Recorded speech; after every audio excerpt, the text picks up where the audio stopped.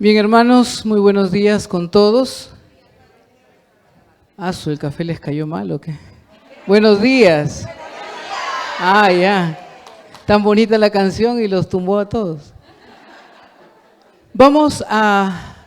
No sé por qué Fray Israel se le antojó ponerme en el último tema, si todo estaba tan bonito y me tiene que ponerme al final.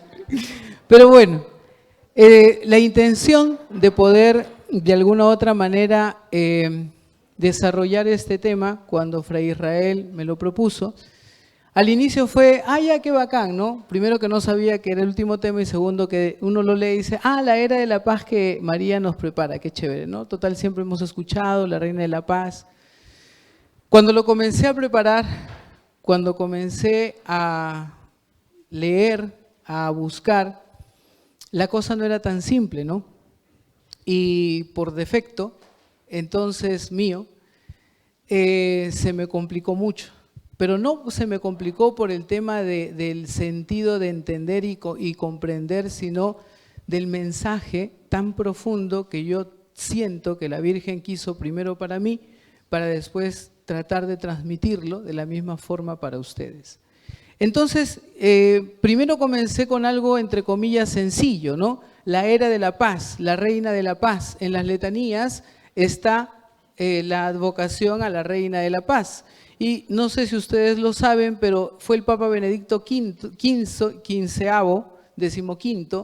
que en el año 1917 agrega esa advocación dentro de las letanías, para que nosotros ahora, después de rezar el rosario, podamos culminar diciendo María, Reina de la Paz, ¿no? Entonces, y fue en medio de la Primera Guerra Mundial, lo que significa que fue un discernimiento de la Iglesia, un discernimiento dentro de un contexto muy desafiante para el mundo, y reconocer la necesidad de la intercesión de María para algo que el mundo necesitaba, y era el poder colocarla evidentemente a ella como reina de la paz. Hay que entender también una cosa, lo que la Iglesia define o manifiesta no es creado por la Iglesia, ¿ya? Los dogmas marianos, es que la Iglesia los ha creado. No, la Iglesia no crea nada. La Iglesia descubre y reconoce. Todo está en la Sagrada Escritura, en la tradición y en el magisterio. Entonces, lo que la Iglesia hace a lo largo de los siglos es descubrir y por lo tanto define elementos que va descubriendo a través de la comprensión del tesoro tan grande e inagotable que es la Sagrada Escritura. Entonces, la Iglesia en ese contexto, en la persona del Papa Benedicto XV, determinó que teníamos que también reconocer a María como Reina de la Paz. Luego de ello, en el año 1981, saben ustedes que en la primera aparición del mensaje que dio nuestra Madre, muy sencillo, muy concreto, fue mir, mir, mir, es decir, la paz, paz, paz. Y a través de ello, todos sus mensajes van en relación a esta realidad. Y es por ello que entonces advierte nuestra Madre en sus mensajes sobre esta necesidad de la paz. Por ejemplo, en este mensaje, ya se logró, del 25 de agosto del 2024 nos dice, queridos hijos, hoy mi oración con vosotros es por la paz. Y ojo con esto, después leemos todo, pero quiero resaltar esto.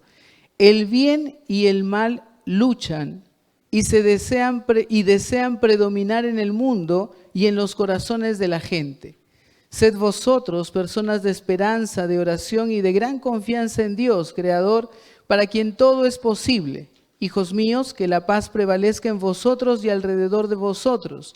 Os bendigo con mi bendición maternal para que, hijos míos, seáis alegría para todos con quienes os encontréis. Gracias por haber respondido a mi llamado. Esta parte que les he dicho, el bien y el mal luchan y desean predominar en el mundo, me hizo recordar ayer Fray Israel cuando comentaba en la homilía de que cuando se dio el nihil obsta de la Iglesia en relación al fenómeno Medjugorje, Los croatas fueron muy someros, ¿no?, en la celebración, lo anunciaron, prácticamente lo comunicaron y luego continuaron con las actividades. Y me hizo recordar un pasaje en el que mientras yo era seminarista, el secretario de Juan Pablo II, en su momento, que era papa todavía, vino al seminario donde yo estudiaba y nos compartió una experiencia. En el Vaticano llevaron a una persona, a una mujer, en donde se evidenciaba un milagro eucarístico. Cuando la mujer recibía la hostia en la lengua, se transformaba en carne. Y entonces la llevaron a la misa privada que tenía Juan Pablo II en Santa Marta. Y obviamente cuando el Papa le dio la comunión, entonces pasó ese fenómeno. Y todos los cardenales, los obispos, las pocas personas que estaban allí, se asombraron, se admiraron. Y el Papa Juan Pablo II continuó dando la comunión como que no hubiese pasado nada, ¿no? Después terminó la misa, entró a la sacristía, todos estaban esperando para ver qué decretaba el Papa sobre ese fenómeno. El Papa se revistió y ya estaba por salir. Y entonces el secretario fue el que lo interrumpió y le dijo: Santo Padre, ¿tiene algún comentario sobre lo que ha pasado? Y él voltea y dijo: ¿qué ha pasado? Y alguno le dijo: pero no ha visto. Pero si eso pasa siempre. El pan deja de ser pan y se convierte en la carne de Cristo. El vino deja de ser vino y se convierte. Ahora lo hemos visto por gracia de Dios, pero eso pasa siempre. Es decir, no nos damos cuenta de la grandiosidad y de la verdad que hay detrás. Y digo esto porque estoy convencido que los frailes estaban tan convencidos de la verdad de las apariciones y los mensajes de Medjugorje que el que la iglesia lo haya aprobado era algo que debía pasar. ¿Me dejo entender? Y lo digo justamente por este punto en el que las verdades en las cuales los mensajes se basan no solamente son verdades afectivas, son verdades teológicas, doctrinales. Cuando fui el 2017 a Medjugorje la primera vez, fui, gracias a Dios, con el padre Israel, ¿no? Él fue mi ángel que me acompañó para poder visitar y conocer Medjugorje.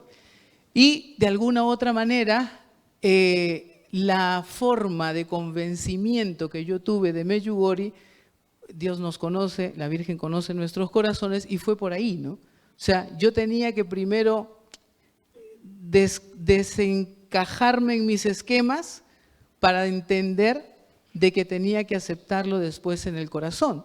Y eso fue lo que pasó. Primero, la Virgen, Dios, me convencieron en mis esquemas, me derrotaron en mi propio terreno, para después yo entrar al terreno de ellos, ¿no? Y mi terreno es la teología, yo soy doctor en teología, y lo primero que tenía que hacer era desarticular las apariciones y mensajes de la Virgen a nivel teológico. Claro, me sacó la mugre la Virgen, ¿no? Pero... Y esto que ustedes ven aquí, y es importante entenderlo desde ese punto, para que ustedes no solamente vean la verdad, sino la profundidad de los mensajes, es que verdaderamente el bien y el mal luchan, lo que no significa que Dios se pelea. Dios no pelea. Dios no pelea por una simple razón. Dios es Dios. Y Dios es infinito. Dios no tiene enemigos porque no hay nadie que pueda estar a su nivel. Y si Él puede estar a su nivel y se mete con alguien que es más pequeño, ¿en qué se convierte? Si ese personaje que el padre decía, ese grandote que entró a confesarse que parecía un armario, se pelea conmigo, 1,50 m, ¿en qué lo convierte a él? En un abusivo. Si Dios, que es infinito, se mete a pelearse con una criatura, que es el demonio, que es una criatura, entonces no hay justicia en la lucha. Dios los destruye. Y por justicia, dice el libro del Apocalipsis, entonces Dios manda ¿a quién? No, al arcángel San Miguel, para que la lucha sea justa. Entonces no se metan en la cabeza, Dios está peleando, Dios gana siempre. Dios no tiene ningún rival, Dios está por encima de todo, pero Dios es justo y al ser justo no va a ser abusivo.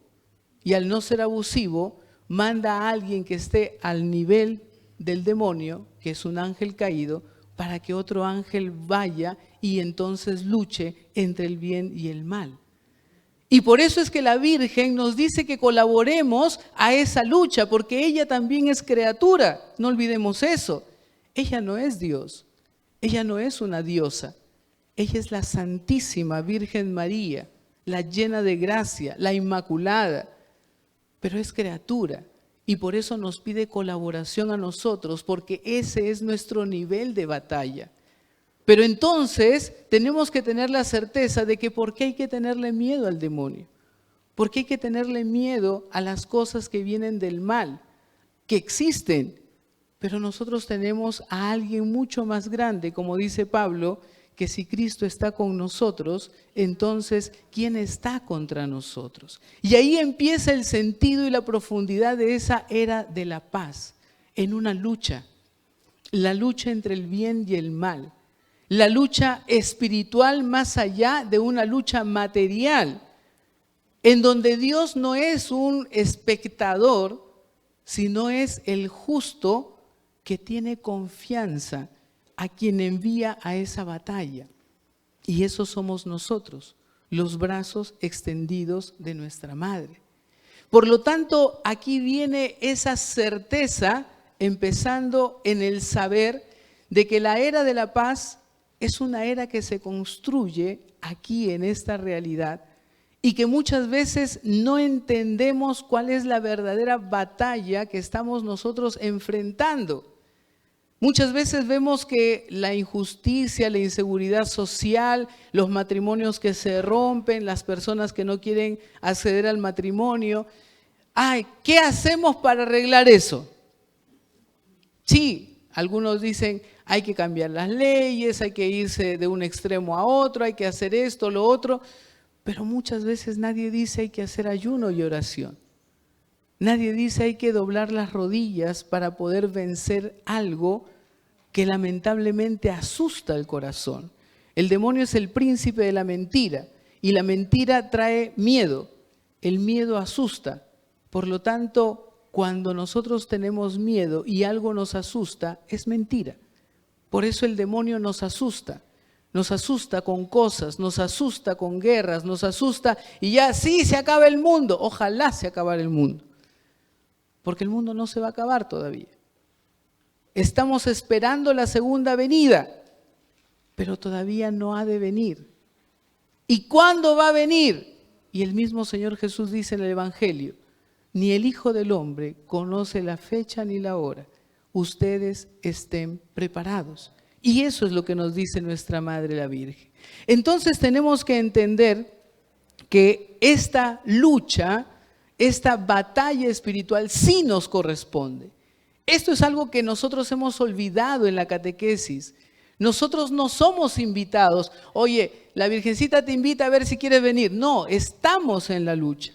Si alguien no quiere entrar en la lucha, entonces lamentablemente se está manteniendo indiferente a una llamada, a una vocación que vive. Estamos inmersos en esa batalla, estamos inmersos en esa lucha. No es que para el creyente es opcional, es parte de su vida. Es una batalla de conquista, de conquistar cada día, como decía el padre Ignacio Larrañaga, para no dejarnos robar a Dios. El mundo nos quiere robar a Dios y nos lo roba desde el primer momento en que nosotros nos enfrentamos al mundo. Y nos enfrentamos al mundo cuando los hijos no quieren tomar el desayuno, cuando el esposo sale con la cara de palo, cuando la esposa está histérica. Bueno, dicen que las mujeres no se ponen histéricas, ¿no? Se ponen históricas.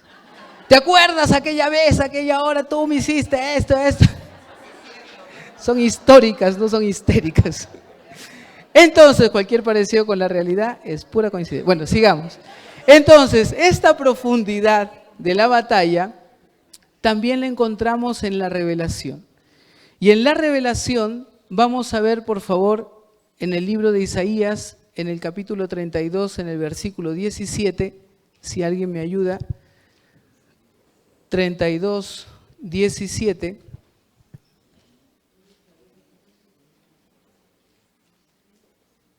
Isaías 32, 17.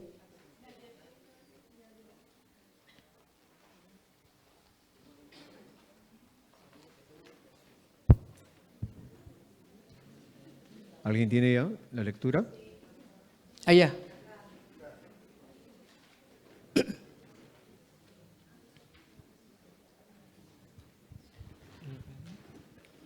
La obra de la justicia será la paz, y los frutos de la justicia serán tranquilidad y seguridad para siempre. Palabra de Dios. El producto de la justicia será la paz. O sea que antes de la paz tiene que haber justicia. No olvidemos eso. La paz y la justicia. Antes de la paz tiene que haber primero justicia. Y Dios nos lo enseña por lo que les acabo de decir. La batalla es justa porque Dios manda a quienes en los que Él confía para enfrentar el mal. Hay una batalla justa. Y por lo tanto, el fruto de esa batalla va a ser la paz. Pero pongamos entonces primero la justicia. Eso es lo primero. Segundo texto, hay un montón, pero he escogido solamente estos. Salmo 85, es bastante conocido este salmo. Salmo 85, versículo 10 al 13.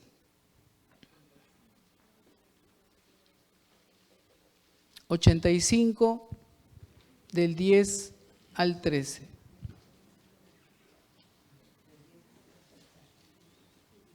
Aquí, a ver, escuchamos.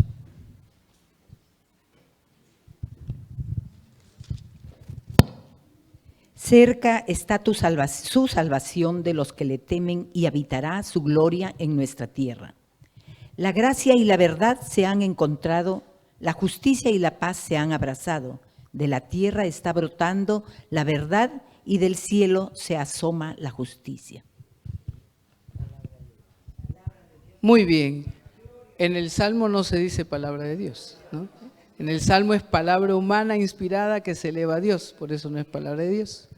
Entonces, ¿qué dice el Salmo 85? La justicia y la paz se besan. Nuevamente la relación entre justicia y paz. Entonces aquí tenemos que entender una cosa importante. Primero hay un espacio de justicia para que luego pueda venir la paz. Por lo tanto, la Virgen, cuando nos habla de esa era de paz, tiene que haber un espacio de justicia anteriormente a ello. Si no hay justicia, no va a haber paz. Entonces, no pensemos que va a haber una paz que está en medio de un caos, en medio de lo que no puede estar en un equilibrio. Si nosotros queremos tener paz, tenemos que ver dónde ponemos justicia en nuestra vida. Y la justicia es ese equilibrio, ese poder dar a cada quien lo que le corresponde según su derecho, dice Santo Tomás. Por lo tanto, el hecho de poder equilibrarnos, el poder colocar el tiempo y el corazón en el lugar adecuado, el orden. Y ese orden nos llevará a esa paz. Pero entonces vamos a ver dónde nace el ambiente de la justicia. Y lo que les voy a explicar ahora forma parte, y lo digo para que después no digan que yo me invento las cosas, de la explicación que hace un autor, un teólogo, Hans-Urs von Balthasar, es un teólogo alemán, y explica esta forma de entender la justicia en la relación entre Dios y el hombre. Entonces, tenemos a Dios y tenemos al hombre. Se los presento. ¿Qué hace Dios con el hombre?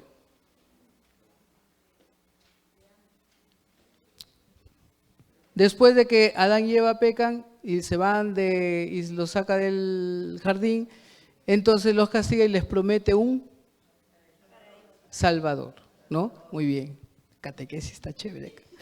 Entonces, después de prometer el Salvador, genera una alianza. Esto es importante, la alianza. ¿Dónde empieza esa alianza? ¿Con quién hace Dios primero la alianza? con Abraham. Muy bien. Y por eso vamos a leer esa forma en la que Dios hace esta alianza particular. Vayan buscando mientras yo les hablo un poquito de Abraham. ¿Abraham de dónde venía? De Ur. ¿Ur era un pueblo católico? ¿Era un pueblo judío? Era un pueblo pagano. Y por lo tanto la mentalidad de Abraham era una mentalidad pagana. Se convirtió al decidir escuchar la voz de un Dios que le daba una promesa. Promesa y alianza van de la mano. Dios promete y el que acepta la promesa genera una alianza. Entonces Dios le promete algo a Abraham. Abraham acepta y entonces generan una alianza. Pero llega un momento en que Abraham dice, oye, promete, ¿y a qué hora? No, pero mira las estrellas del cielo, así será tu descendencia. Mira y cuenta los granitos de arena, así será. Sí, todo muy bonito, pero ¿dónde veo que hay una alianza? ¿Dónde veo que se va a realizar? Y Dios, que es infinitamente paciente, dice, bueno, te voy a demostrar que vamos a hacer una alianza. Voy a entrar, no a tu nivel, sino en tu cultura. Yo te hablo, te digo, y tú sí, pero al final te quejas. Parece alguno de nosotros, ¿no? Sí, y al final, Señor, pero no te veo. Sí, ya. Entonces, Dios hace eso con Abraham. Y le dice, te voy a demostrar, según tu cultura, de que voy a hacer una alianza contigo. ¿Alguien encontró? A ver, por favor.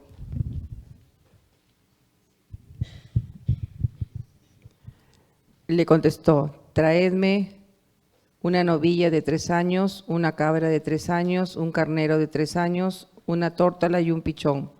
Tomó él todas esas cosas y partiéndolas por el medio puso cada mitad enfrente de las otras. Entonces, antes de continuar, porque falta de aquí, para cerrar la lectura. Pidió Dios los elementos que se hacen en un rito de contrato en el tiempo pagano. Y pidió cada uno de esos animales. Y le dijo a Abraham que haga lo que él sabía que era un contrato, para que él se asegure que verdaderamente estaba haciendo un contrato. Poner los animales partidos a la mitad, uno delante del otro, menos las aves. ¿Y en qué consistía hacer el contrato? No lo dice, pero lo explico porque el versículo 17 nos va a hacer entender cómo se realizó eso. Cuando yo, por ejemplo, el padre Israel y yo hacemos un contrato, entonces él trae una vaca, yo traigo un novillo, cada uno trae sus animales, los partimos a la mitad y él me dice, padre, ¿vas a venir al 5º Congreso Nacional? Y yo le digo, sí, padre, ya, vamos a hacer el contrato. Primero pasa él por en medio y después paso yo por en medio. Luego agarramos la sangre de los sacrificios y nos las tiramos encima, diciendo, quien rompa el contrato sufra la suerte de estos animales. Era una alianza de sangre. Si uno de los dos rompía el contrato, la sentencia era la muerte. Esa era la mentalidad de Abraham. Por eso Dios le dio esa evidencia. Yo te voy a hacer esa evidencia. Y entonces Abraham, emocionado, por eso sabía lo que tenía que hacer, agarró, partió, los puso y se pasó todo el día, toda la tarde espantando pájaros y moscos y todo lo demás, porque tenía que hacer el contrato. Entonces el contrato era pasar por en medio las dos partes y cerrar el contrato con sangre. Pero algo pasó en ese momento. Y puesto ya el sol, surgió en medio de densas tinieblas un horno humeante y una antorcha de fuego que pasó por entre aquellos animales partidos. Aquel día hizo Yahvé una alianza con Abraham en estos términos. Palabra de Dios. Entonces dice que llegando el atardecer, ¿qué pasó? La traducción es una antorcha de fuego, ¿no? ¿Qué hizo esa antorcha de fuego? pasó entre aquellos animales. ¿Y qué pasó con esos animales? Se quemaron. Pregunta, ¿Abraham pasó por en medio? ¿Por qué? Porque Dios hizo la alianza. Y si Abraham rompía esa alianza, ¿qué tenía que hacer Dios por contrato?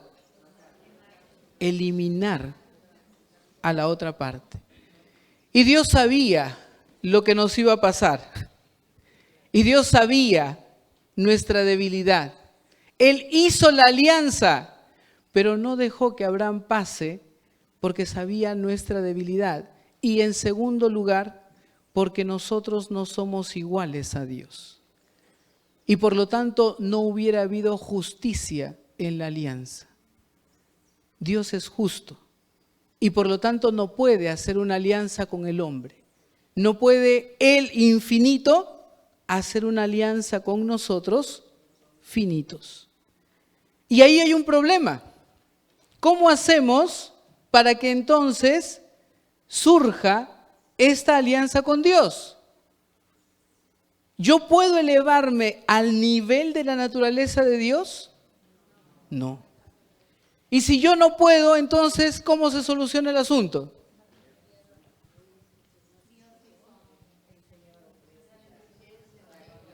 Crea una justicia en el momento de la encarnación. Y en el momento de la encarnación, al momento de asumir nuestra naturaleza, entonces crea la nueva y eterna alianza en justicia. Y por lo tanto, si nosotros nos mantenemos fieles a esta justicia, ¿qué tendremos como consecuencia? No es tan fácil la paz. La paz viene como fruto de fidelidad a una alianza. Y esa alianza hecha por Dios con el hombre se realiza en la encarnación de Cristo. ¿Y Cristo en qué momento nos deja esa alianza, esa nueva alianza? En la Santa Eucaristía. Por lo tanto, la fidelidad nuevamente a los sacramentos, la fidelidad a las prácticas de fe, a la oración del Santo Rosario, al ayuno, a la visita al Santísimo, a la oración con la meditación de la palabra de Dios, son signos nuestros de fidelidad a la alianza. Y por lo tanto, llegar a esa paz que la Madre nos anuncia va en relación a mantenernos fieles. Ella nos da esos instrumentos de fidelidad. Ella nos dice en uno de sus mensajes, yo soy quien les orienta al que es el verdadero camino, mi Hijo Jesús. Ella no es el camino. Ella nos orienta hacia el verdadero camino. Y eso es lo más grandioso que nuestra Madre nos puede enseñar. Por lo tanto, acercarnos a María es dejarnos orientar hacia Jesús. Y llegar a Jesús es mantener la fidelidad en una alianza, la promesa del cielo y de la eternidad. Y esa promesa en la que se genera una justicia porque se hace Dios hombre para nosotros y con nosotros, nos dará finalmente la paz. No podemos hablar de una paz sin volver una vez más al orden de una vida personal.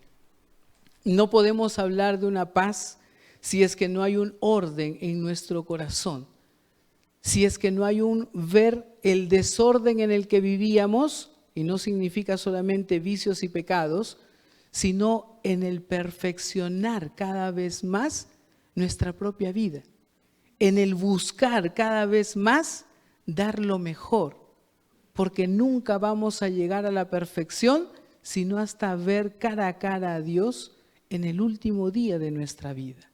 Entonces, tenemos que entender de que la justicia va en relación a esa fidelidad a la alianza. La Virgen no dice, vayan a misa para que den su limosna. Vayan a misa porque allí está la nueva alianza, La confesión es el restaurar la relación en justicia con Dios, en fidelidad a la nueva alianza. Los sacramentos van en relación a la gracia que nos mantiene unidos a ese ser hermanos con Cristo y por lo tanto heredar el cielo y mantenernos firmes a esa alianza. Si tú te mantienes firme a ese orden y luchas para ese orden en el corazón y entonces te adhieres a esa justicia con Dios, entonces entenderás lo que significa la verdadera paz.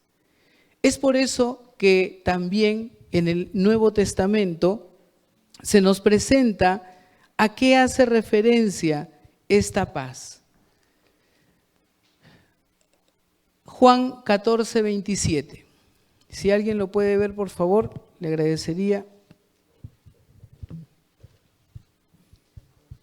Juan 14, 27. ¿Sí? Les dejo la paz, les doy mi paz. La paz que yo les doy no es como la que le da el mundo, que no haya en ustedes angustia ni miedo. Saben que les dije, me voy, pero volveré a ustedes. Palabra del Señor. La paz les dejo, la paz les doy, no os la doy como la da el mundo. Ya el mismo Señor nos está advirtiendo. A veces en el mundo, ¿cómo se entiende la paz? Ausencia de guerra, ¿qué más?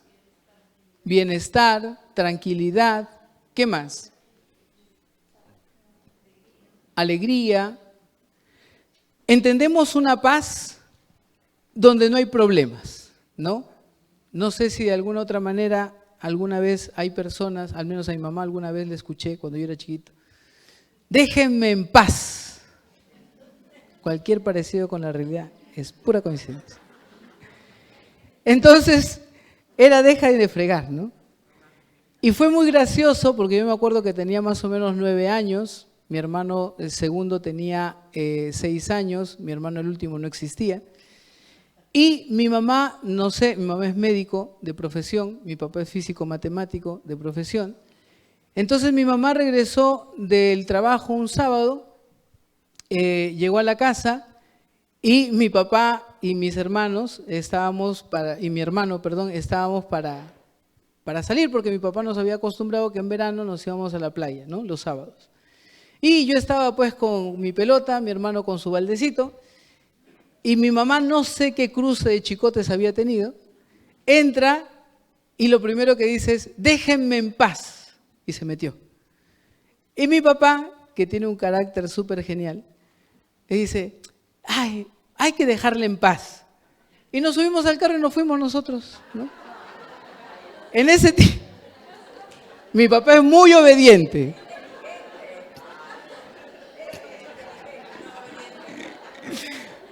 Nos fuimos a la playa. Obviamente ahí no había celular, no hay que WhatsApp. En ese tiempo había el famoso teléfono con ruedita, ¿no? Entonces, ya después de una hora, hora y media más o menos, regresamos a la casa, con hambre, obviamente, y entramos a la casa y mi mamá estaba en el cuarto todavía, ¿no? Entonces mi papá se inmoló y dijo, ustedes esperen aquí, yo voy a entrar. Entonces mi papá entró, ¿no? Y después de un rato sale y dice que no entremos, ¿no? Que preparemos algo. Ah, ya. Obviamente yo 9 años, 6 años, ¿qué vamos a preparar? Bueno, al menos en ese tiempo no sabía cocinar. Ahora tampoco, pero bueno. Y mi papá, peor. Creo que yo a 9 años cocinaba mejor que mi papá. Entonces cuando escuché, preparémonos algo, yo me preocupé, ¿no? Entonces mi papá nos llevó a la cocina, sacó el pan, no sabía qué hacer, yo tampoco, estábamos dando vuelta y al rato escuchamos la puerta que se abre, ¿no? Los pasos de mi mamá. Mi hermano y yo en silencio absoluto. Y entra a la cocina y comienza a preparar, ¿no? Entonces mi papá, teniendo en la cabeza déjenme en paz. Nos dijo, vayan ustedes al cuarto, ¿no? Y mi mamá, sin voltear, dijo, no, quédense. Nosotros calladitos, ¿no? Y seguía cocinando. Entonces mi papá también entró al modo nuestro, ¿no? No sabía qué hacer. Entonces se acercó y mi mamá le dijo, no, tú quédate con ellos. Entonces llegó un momento en que mi papá le dijo, ¿nos vamos? ¿Nos quedamos? Lo más lógico, preguntar. Y mi mamá dijo, quédense, porque quiero estar con ustedes, pero no hablen. Les juro que yo no entendí un comino. Después fui entendiendo que la paz que pedía mi mamá no era soledad, no era ausencia de su familia, era un momento para ella y que tenía que arreglar sus asuntos seguramente, pero nos quería cerca. Y de alguna otra manera me ayudó eso, después yo reflexionando y entendiendo un poco estas cosas, en que la paz de este mundo a veces se diferencia con la soledad, ¿no? ¿Quieres estar en paz? Váyanse, hay que estar en un momento en paz, nos retiramos, nos vamos a ir a un congreso, un lugar donde haya paz. La paz no está en un entorno, la paz no está en una soledad, la paz no está en estar sin comunicación, porque no sé cuántos habrán pedido si hay wifi aquí o no, me imagino un montón, espero que no, pero no es estar sin comunicación. La paz viene a partir de un proceso de ordenarse. Cuando vamos a un retiro y salimos en paz, es porque nos hemos ordenado por dentro. Es porque hemos comenzado a tener esa justicia por dentro. Porque sabemos que tenemos que pedir perdón porque es justo hacer eso. No solamente porque Dios me lo pide, es justo pedir perdón, es justo dar perdón, es justo arrepentirme de mis pecados, es justo darle tiempo a Dios y sacar tiempo para Dios yendo a la misa todos los días, buscando un espacio para el rosario. Es justicia ante Dios. Y por lo tanto salgo con esa verdadera sensación de paz. Porque entonces voy a encontrar en el mundo otra vez lo que vamos a encontrar cuando regresemos. Vamos a encontrar lo que hemos dejado. No seamos ilusos, pero tenemos que regresar con paz. Tenemos que volver a la batalla. Tenemos que regresar a la lucha, pero sabiendo que vamos a ver las cosas con justicia y vamos a tomar decisiones en justicia, y eso, aunque duela, nos va a dar paz. Esa es la paz que yo les dejo. Esa es la paz que yo les doy, dice el Señor, no como la que da este mundo. Ojalá me gane la tinca y pueda vivir en paz. Y después te llega tu cartita con tu bala adentro, ¿no? Así, al menos ahí en Florencia, así es la modalidad. Entonces, de alguna otra manera, la paz no es por lo externo. La paz empieza por el orden del corazón. ¿Qué dice Gálatas 5:22?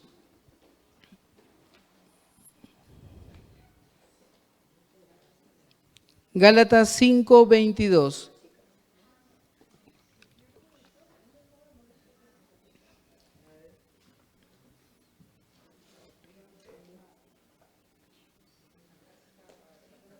Hermanito, ¿tiene el micrófono, por favor? Gracias.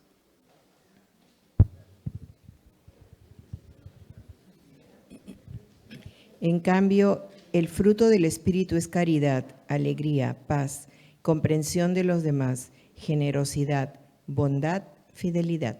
Palabra de Dios. El fruto del Espíritu Santo, uno de los frutos del Espíritu Santo es la paz. Por lo tanto, la paz surge de la justicia, pero también es un regalo. ¿Regalo a qué cosa? A la fidelidad, a la alianza, a la justicia de que nosotros entramos a una dimensión de relación con Dios y tenemos que ser fieles a Él. Y aquí viene una cosa interesante, y aquí el padre Fray Israel nos va a iluminar quizás en algún momento. El término shalom no se traduce como paz. El término shalom en la cultura judía y en la teología es el proceso de pacificación. Decirle shalom a alguien es recordarle cuál es tu meta, cuál es tu objetivo. Tu meta es buscar la paz. ¿Y qué significa buscar la paz? Ordénate, equilíbrate, vive en justicia.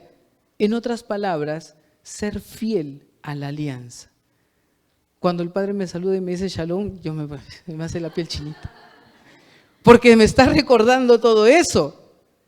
Sé fiel, porque solamente siendo fiel vas a ser justo. Por eso José era el hombre justo, porque era el fiel, porque era el equilibrado, porque era el hombre de paz. Por lo tanto, el shalom significa estamos en batalla, batalla entre el bien y el mal. Y esa batalla solamente se va a vencer y ganar con la justicia. Esa justicia que va a dar como consecuencia y como fruto y como regalo del Espíritu Santo esa paz. Y la paz tiene esa fortaleza de no tener vergüenza, esa fortaleza de ser libres, de no tener, como decíamos ayer en el taller, de tener vergüenza de sacar el rosario en mitad de la calle y poder rezar, de poder hablar de Dios cuando las personas no comulgan con nosotros en su totalidad, cuando verdaderamente necesitamos dar esa luz a quienes están en tinieblas.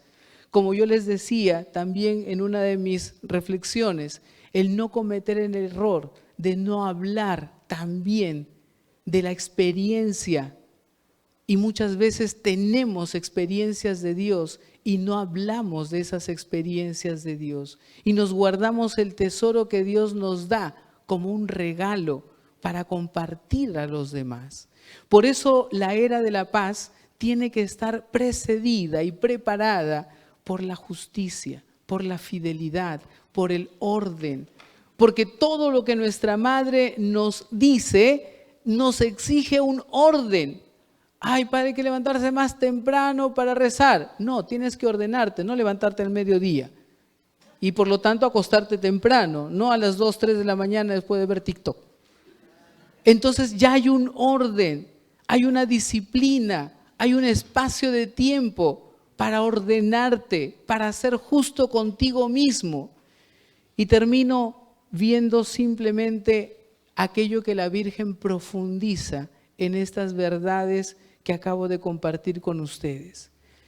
Nos dice el 25 de septiembre de este año: queridos hijos, por amor hacia vosotros, Dios me ha enviado en medio vuestro para amaros y animaros a la oración y a la conversión, por la paz en vosotros, en vuestras familias y en el mundo, lugares donde hay lucha entre el bien y el mal, en nuestros hogares, en nuestros matrimonios, en nuestro entorno. Y allí hay que poner paz. No porque no hayan problemas, sino porque hay que colocar orden, justicia. Hijos míos, no olvidéis que la verdadera paz solo viene a través de la oración de Dios, que es vuestra paz. Nos remite nuevamente a la alianza. No hay otra paz fuera de la relación con Dios. El yoga, el tai chi, el mindfulness te dan tranquilidad, no te dan paz. La paz viene de un orden, de una justicia, de una fidelidad. Y finalmente, el 25 de enero del año pasado nos dice: queridos hijos, orad conmigo por la paz, porque Satanás quiere la guerra y el odio en los corazones, ojo, en los corazones, el desorden, el que no haya un equilibrio, el que todo sea caos.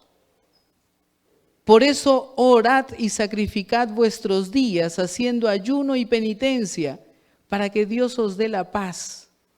El futuro está en una encrucijada porque el hombre moderno no quiere a Dios. Por ello la humanidad se dirige hacia la perdición. Vosotros, hijos míos, sois mi esperanza. Orad conmigo para que se haga realidad lo que comencé en Fátima y aquí. Orad y dad testimonio de la paz en vuestro entorno y sed personas de paz. ser personas que demuestren ese orden y esa fidelidad. ¿Cómo demostrar que pertenecemos y caminamos en esta espiritualidad de la Reina de la Paz? Ordenémonos, reflexionemos y pensemos en qué todavía nos falta ordenarnos, en qué todavía hay desorden en nuestro corazón, en nuestra mente, en nuestra alma, en qué todavía no somos fieles en la relación con Dios, en qué nos falta colocar esa fidelidad en la alianza que Dios ha hecho con nosotros para que verdaderamente obtengamos esa paz a la cual nuestra Madre nos recuerda que Dios nos ha prometido. Muchas gracias. Gracias, Padre Marco Antonio. Si alguien desea hacer una pregunta, por favor, levante la mano para acercarle el micrófono.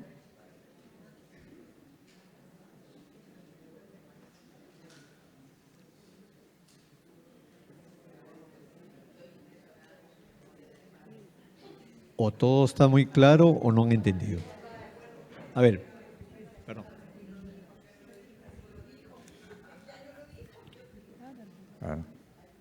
Espera, estoy tomando. Padre,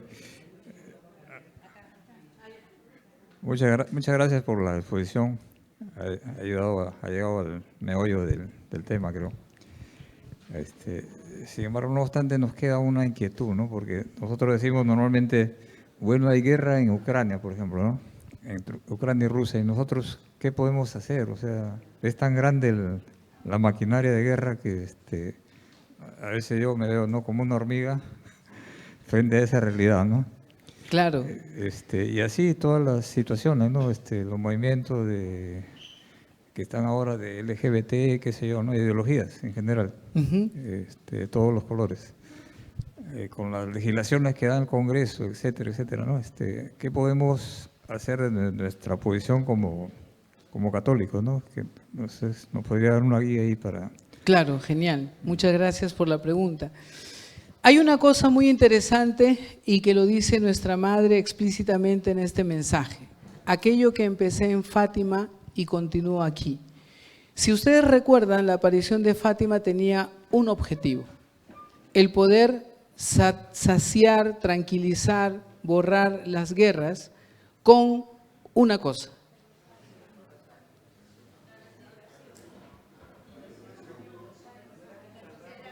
consagrar a Rusia a mi inmaculado corazón. Y de alguna otra manera, la consagración de la persona, de los espacios, de los países, de las ciudades, van en relación a un camino de anuncio. Ojo, hay una diferencia entre evangelización y conversión. La evangelización es obligación de todo creyente. La conversión es decisión de cada uno. Entonces, si yo, por ejemplo, les anuncio algo y ustedes no quieren aceptar, yo he anunciado. El que no quiere no se ha convertido. Yo he cumplido mi parte. La otra persona tiene que cumplir su parte aceptando en el corazón y el fruto es para Dios. Entonces, ¿qué significa eso? La conversión, el saciar las guerras, el poder eliminar las muertes, lo dice también nuestra Madre en otro mensaje donde dice: el rosario, la oración y el ayuno puede aplacar incluso las guerras en el mundo. ¿Y qué significa eso? Que no es nuestro esfuerzo. Cuando usted decía, me siento tan pequeñito, sí, somos muy pequeños y muy pocos, pero hay que entender que nuestro acto no es un acto humano, sino es un acto que se une a la intención divina. Y por lo tanto, el mérito no es el mérito del esfuerzo del ser humano, sino es la apertura que el corazón del hombre hace a una gracia mucho más grande que es Dios. Una vez le expliqué esto a mis niños y se lo voy a explicar a ustedes.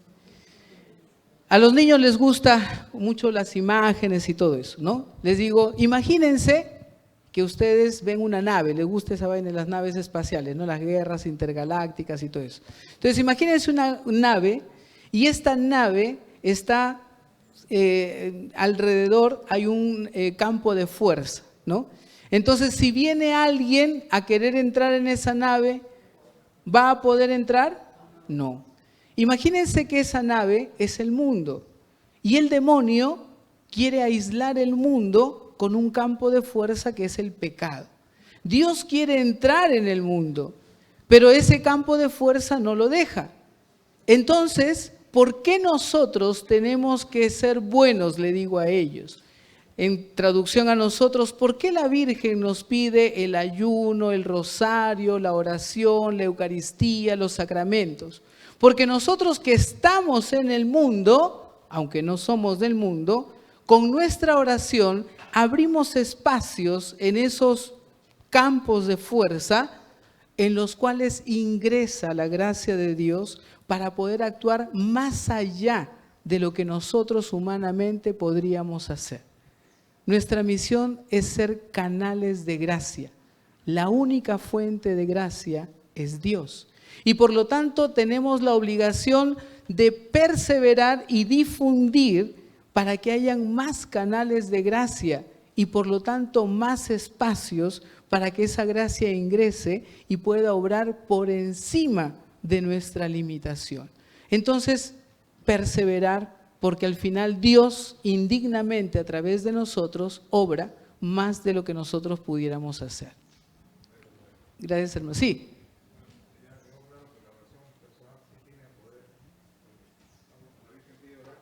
Ajá.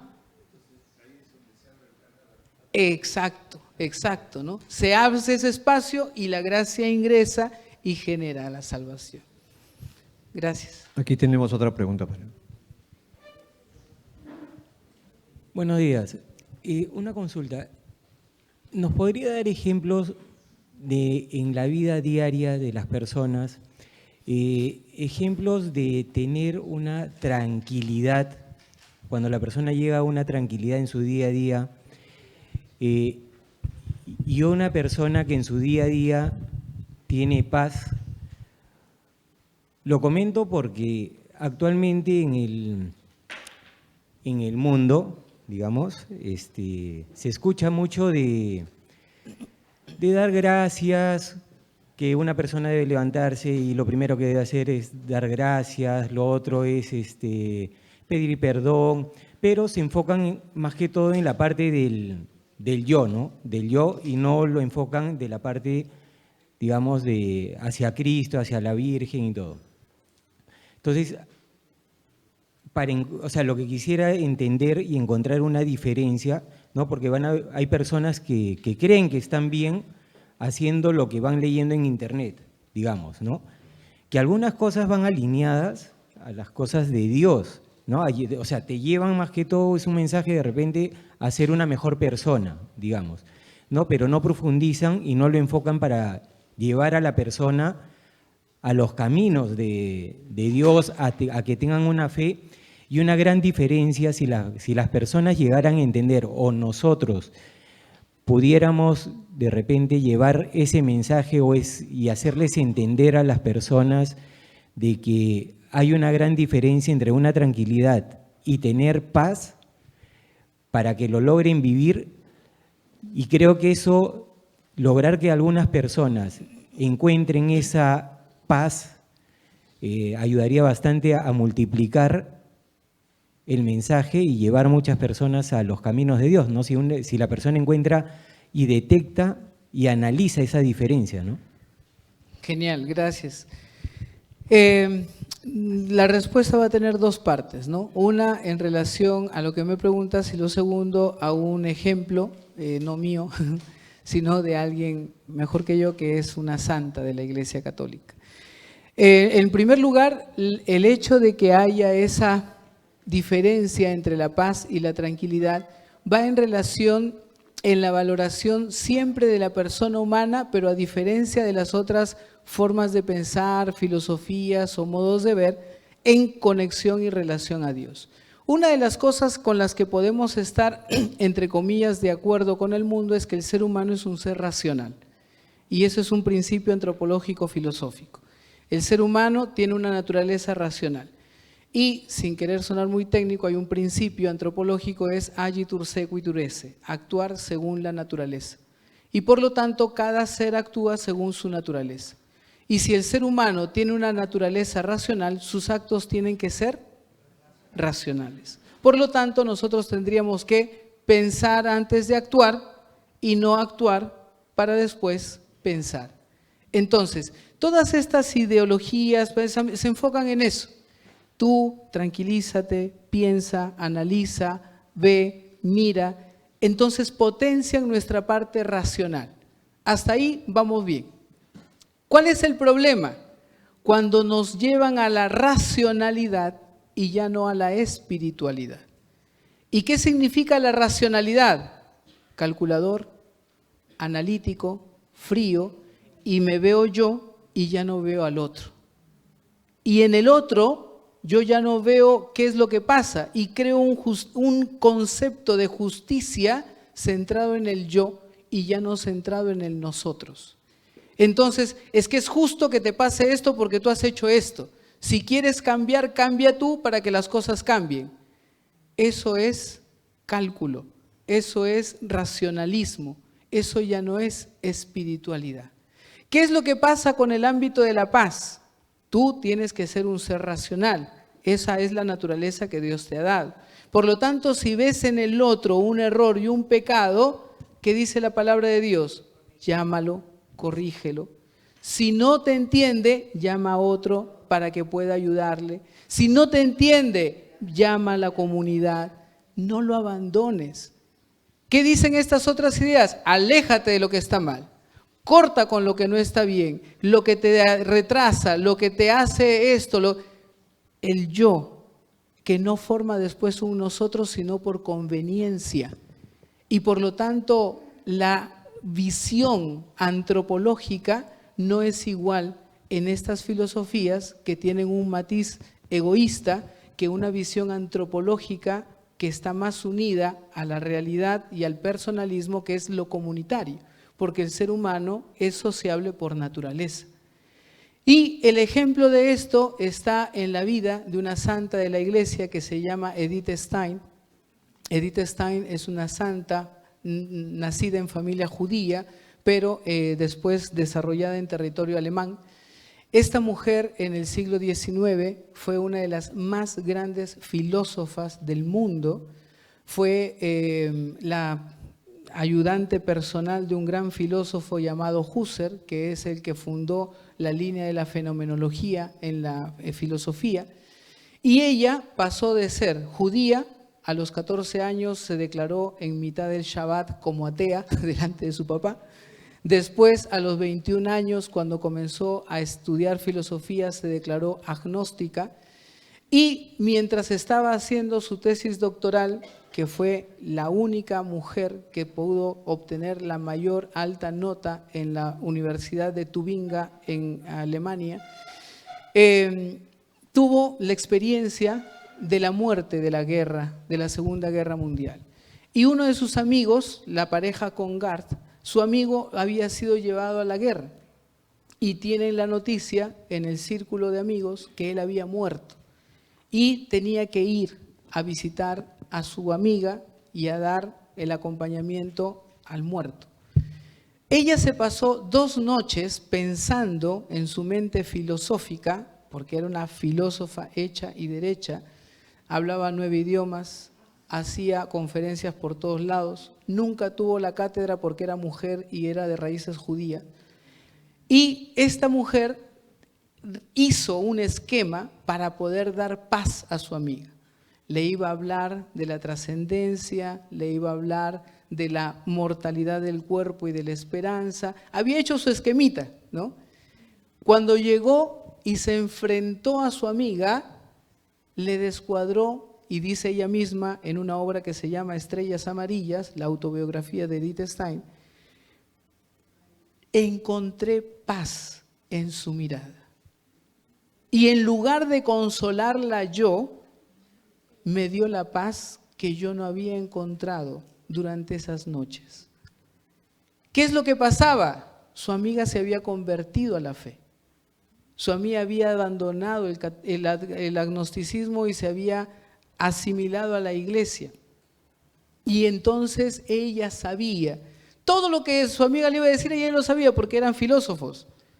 Pero algo que la filosofía no da es la esperanza en la certeza de la eternidad. Eso no lo da la filosofía. Y por lo tanto esa esperanza de la certeza de la eternidad es lo que le daba a esta mujer la paz. Y cuando Edith Stein la abrazó, lo único que escuchó de su amiga fue: él finalmente vive en paz. Entonces, de alguna u otra manera, la gran diferencia es que si buscamos, y esto es un principio también, todo lo que produce, lo finito es finito. Las filosofías, las ideas del hombre, que es un ser finito, es finito y temporal. Por lo tanto, ¿habrá momentos de tranquilidad en el corazón de esas personas? Sí, pero será temporal. Y todo lo que es eterno, entonces mantendrá su eternidad. Y por lo tanto, desde la espiritualidad, el alcanzar esa paz va más allá de lo que yo pueda hacer. Y simplemente en ese canalizar la gracia, alcanzaré una paz que, como dicen los santos, nada ni nadie nos la podrá quitar. Entonces, más o menos ahí espero se haya entendido esa diferencia. Discúlpeme, pero ya estamos contra el tiempo. Muchas gracias, Padre Marco Antonio, por esta ponencia.